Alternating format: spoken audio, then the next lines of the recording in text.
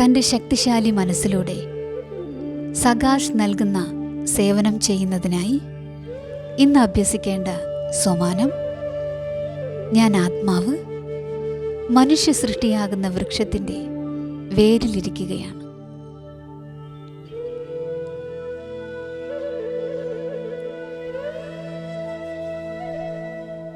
യോഗാഭ്യാസം: ബീജരൂപനായ വൃക്ഷപതി ശിവബാബയുടെയും ആദിപിത ബ്രഹ്മബാബയോടൊപ്പം മനുഷ്യ സൃഷ്ടിയാകുന്ന വൃക്ഷത്തിൻ്റെ വേരിലിരിക്കുകയാണ് ഞാൻ.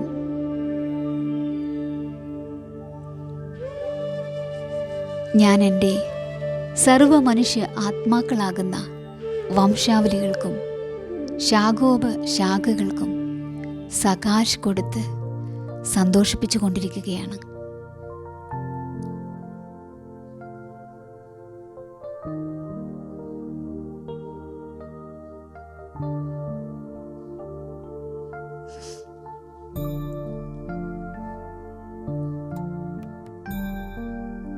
ഇന്നത്തെ ധാരണ: പരിധിയുള്ളതിൽ നിന്നും മുക്തമായി വിശ്വത്തിനു മുഴുവൻ സകാശ് നൽകൂ.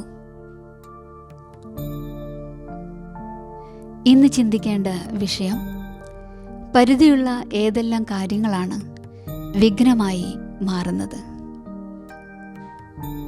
ഓം ശാന്തി.